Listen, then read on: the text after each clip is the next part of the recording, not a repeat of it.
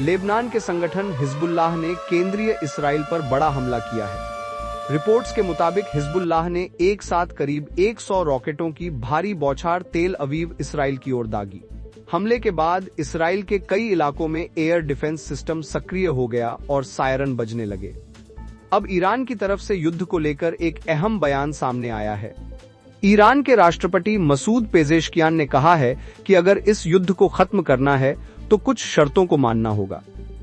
उन्होंने बताया कि रूस और पाकिस्तान के नेताओं से बातचीत के दौरान उन्होंने क्षेत्र में शांति के लिए ईरान की प्रतिबद्धता दोहराई है। सोशल मीडिया प्लेटफॉर्म एक्स पर अपने बयान में पेजेशकियान ने कहा कि जिस युद्ध की शुरुआत इसराइल और अमेरिका ने की है, उसे खत्म करने का एकमात्र रास्ता यह है कि ईरान के वैध अधिकारों को स्वीकार किया जाए, युद्ध से हुए नुकसान की भरपाई की जाए और भविष्य में किसी भी हमले को रोकने के लिए मजबूत अंतर्राष्ट्रीय गारंटी दी जाए।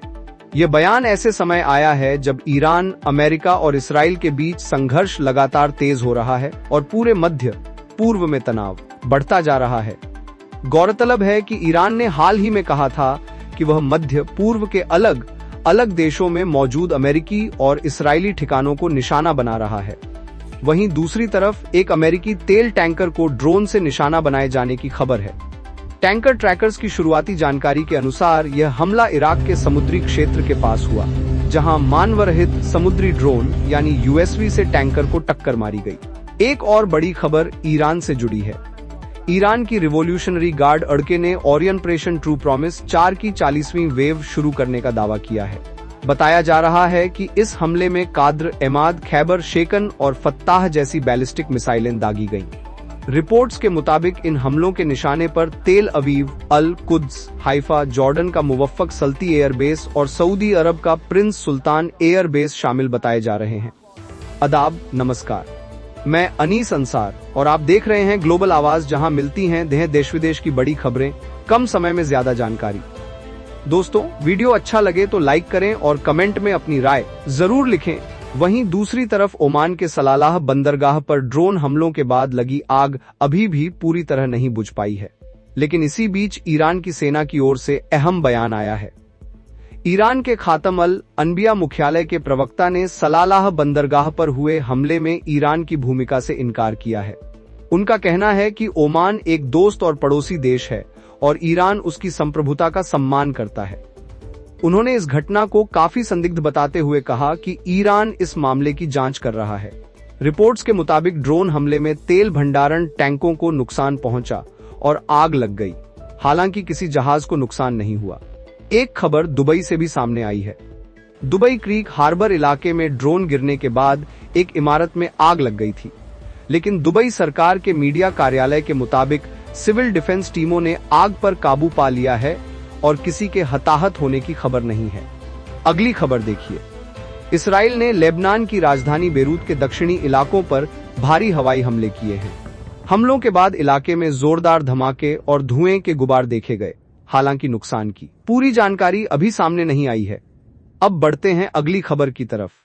संयुक्त राष्ट्र सुरक्षा परिषद अंस्के ने ईरान से खाड़ी के 100 देशों पर हमले रोकने की मांग की है। परिषद के प्रस्ताव में कहा गया कि Bahrain, Kuwait, Oman, Qatar, Saudi Arab, UAE और जॉर्डन पर मिसाइल और ड्रोन हमले अंतर्राष्ट्रीय कानून का उल्लंघन है। ये प्रस्ताव 15 में से 13 देशों के समर्थन से पारित हुआ, जबकि रूस और चीन मतदान से अलग रहे। ध्यान देने वाली बात यह है कि प्रस्ताव में अमेरिका और इसराइल द्वारा ईरान पर किए गए हमलों का जिक्र नहीं किया गया, जिस पर रूस और चीन ने आपत्ति जताई और इसे असंतुलित बताया। वहीं दूसरी तरफ ईरान की ओर से एक और चेतावनी भी आई है। एक वरिष्ठ ईरानी सैन्य अधिकारी ने कहा है कि अगर अमेरिका कोई रणनीतिक गलती करता है तो होर्मुज जलडमरूमध्य की तरह लाल सागर का बाब अल मंदेब जलडमरूमध्य भी बंद किया जा सकता है। उन्होंने चेतावनी दी कि क्षेत्र बहुत जल्द एक बड़े क्षेत्रीय युद्ध की ओर बढ़ सकता है और ईरान के पास अभी भी कई रणनीतिक विकल्प मौजूद हैं।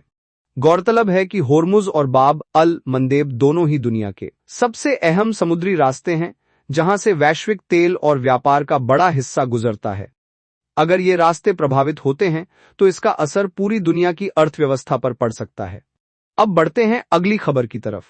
यमन के अंसारुल्लाह यानी हूती आंदोलन के प्रवक्ता याह्या सरी ने ईरान के लोगों को संदेश देते हुए कहा कि वे अमेरिका की ताकत को तोड़ देंगे।